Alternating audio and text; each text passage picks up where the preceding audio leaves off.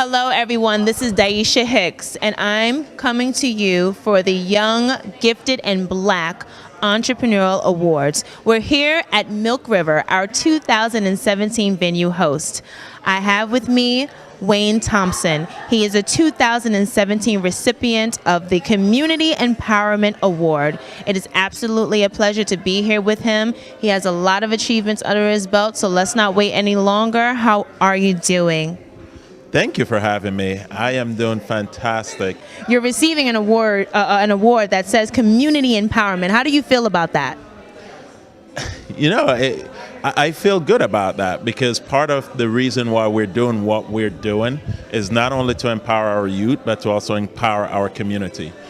SOAR, which is the organization that I'm representing here, part of the bylaws of it is to inspire, ignite, and empower individuals and communities. So receiving an empowerment award is a recognition of some of the work that we're doing, and we're very glad about that. Fantastic. And the one thing that stuck out for me, you're being a manager director for SOAR. It is such an amazing program that you're trying to help for the community. Our black men that need a foundation. A lot of homes are shaken up. They're dealing with a lot of troublesome in their households. What brought you to make this decision to push such a big endeavor? Well, part of what really has pushed me is I migrated to this country when I was 14 years old. I left my mother home. I came here to live with a father who I hardly knew. And along the way, I had people, mentors in my life, who every step of the way helped to push me. Almost every accomplishment I have, I can point to a mentor or a person who was there for me, to help guide me, to help push me, to help inspire me, who saw something in me greater than what I saw in myself. And all I wanted to do was to give that back to someone else. So SOAR, and exactly the reason why we found it was specifically for that. Because we do believe that in every single person, there is a seed of greatness. And if they just have someone there to help push them, to help guide them, to pull them along, to just show them the way, we can unearth that seed and we can help to push them forward.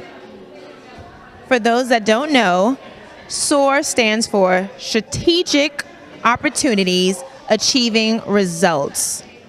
Now, for those that want to get more familiar with SOAR, or come and find out more about it, can you tell us a bit more about SOAR?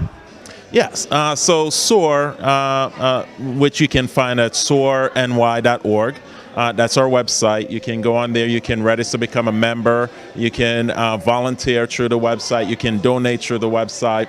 But SOAR, in the pure mission of SOAR, is to inspire, to ignite, to encourage individuals and community.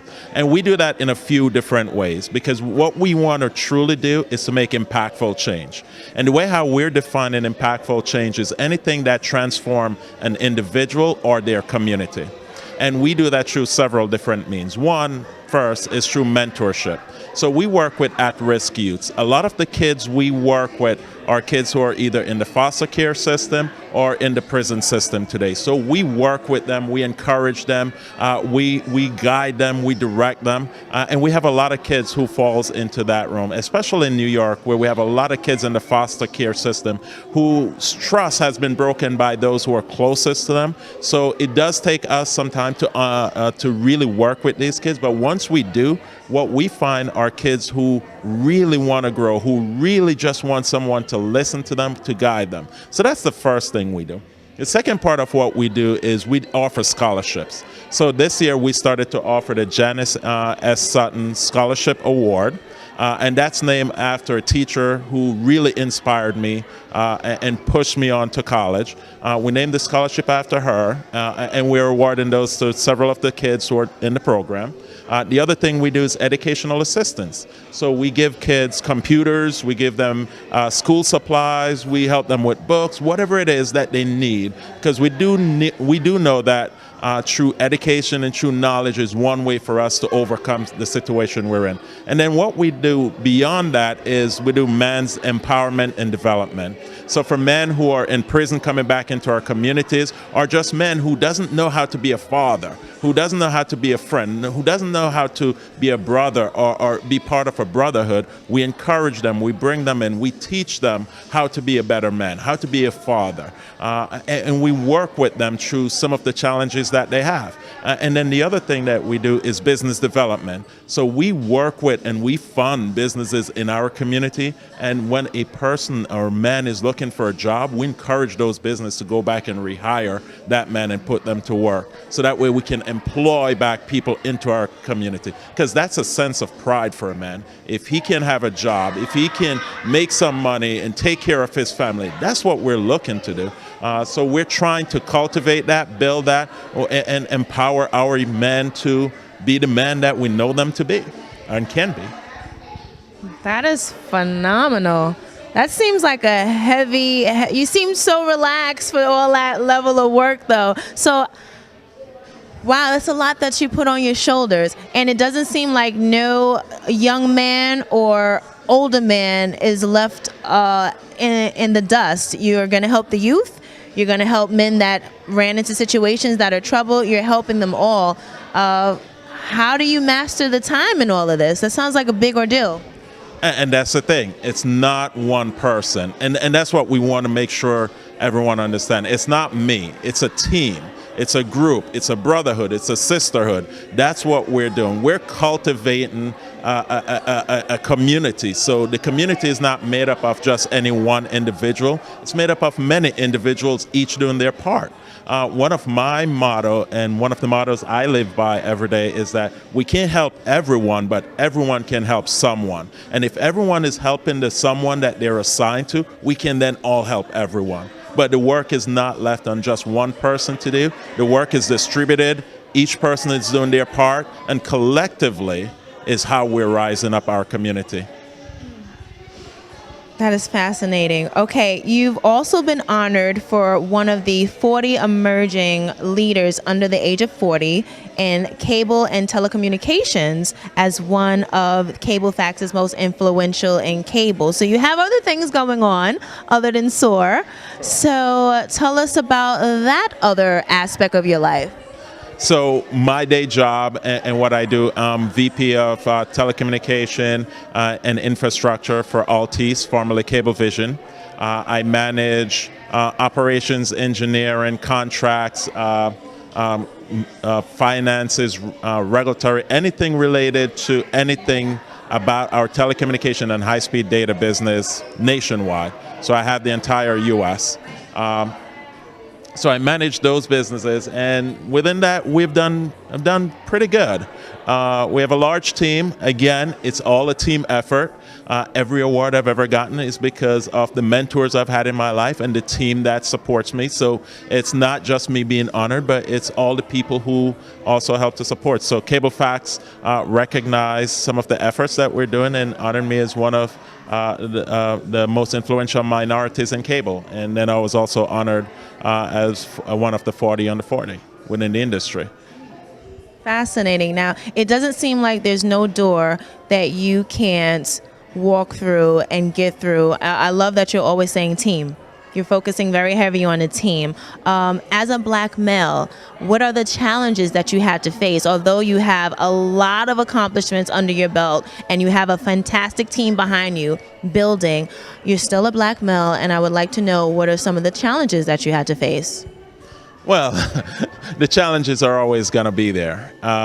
There's all different types of challenges. Like I own a couple of businesses that we start. So there's challenges from that perspective in terms of finding finances, growing those businesses. There's challenges just finding time because I'm also a father. I'm a husband. I do have a family life, so ensuring that I find the time to make sure that I spend time with my children, with my wife, and make sure that I'm not spread too thinly. But from a career standpoint, some of the challenges is really finding the right opportunities that fit what I'm looking for, that aligns with what I'm looking for. And that's where some of the mentors in my life has played a key role. Not every opportunity that comes is the right opportunity for who I am. So being able to identify those and then taking advantages of those have been part of the key. The other challenge is just making sure that we have all the resources needed to accomplish some of the things that we're looking to do. That in its own right is its own challenge, and it takes a lot of work, a lot of effort. One of the great things that I think we all have to have is a little bit of patience, and more importantly, we also have to be grateful and have a sense of gratitude about the things that we get and that we have. And then the third thing that I'm really key on is that we have to be intentional. If success is, and success can be defined for you, the individual, however you want to define it, but if it becomes intentional to you, then you will figure out ways to overcome any challenge, any struggle, any roadblocks that may be in your way. But at the end of the day, it has to be intentional. It has to be something that you really want, that you're passionate about, that you have to be that go-getter and just go get it. Forget the challenges. Forget the challenges. I love that. I love also when you said not every opportunity that comes to you is for you. A lot of people feel like they have to jump on everything, and that's when they spread themselves too thin. That's when they spread themselves too thin. Do you feel, this is just my, my question to you, do you feel that sometimes Black people complain about it not being enough opportunities or using the color of their skin as a way to say advantages is not coming to them? It all depends on the situation. Where I work, for example, there's not a lot of Black executives. Now, me being one of those executives in the company should find ways to create those opportunities so that way we can have more Black executives. So for me, instead of trying to complain about it, maybe I can try to help to facilitate ways for that to happen. Whether it's figuring out ways of doing more diversity and inclusion type initiatives within the company, whether it's being available as a mentor to other young and upcoming Black people within the corporation who I can talk to and show them how I went through to get to where I'm at. But part of it is we have some of the solutions. Absolutely. There are issues, there are problems, there are concerns. Some of them are very difficult to overcome. But as we move up, sometimes we just need to take a minute, look back, who's coming, and also try to pull as many people along as we go. So that way we can overcome some of these challenges later and don't have to complain. I love that. To be young, gifted, and Black, what does that mean to you? Well, it means I'm young. No. No, but really, what it means is that I am using the talents that God gave me to do something. It's not just to better me, but to better my community, my surrounding. So to be young, gifted, and Black really is an acknowledgement that I am using the talents that God has so endowed in me to give back, to use it for the good of my people, my community, my environment. Thank you. A lot of people, they still go and they get their degrees, but a lot of people don't have an opportunity, whether they're single parents or whatever the situation is. What do you feel about education and how people should take advantage of that? And if they don't have a degree behind them, is it too late? Does that mean the pool opportunities are smaller for them? It's never too late. So education is truly the key for us to overcome some of the situations we're in. I see it every single day. Education is key. No matter what, education is key. But education doesn't mean that you have to have a degree. Part of your life experience is its own education. And if you're able to take what you've learned in life and be able to translate that to a job environment, because at the end of the day, me as a hiring manager and every other hiring manager, there's a couple of things we want to know. Are you a problem solver? And you can demonstrate if you're a problem solver whether or not you have a degree. Are you able to adapt to the work environment? Are you able to come into this environment and collaborate with the team that's here? Are you a team player? You can do that without a degree. Are you a leader?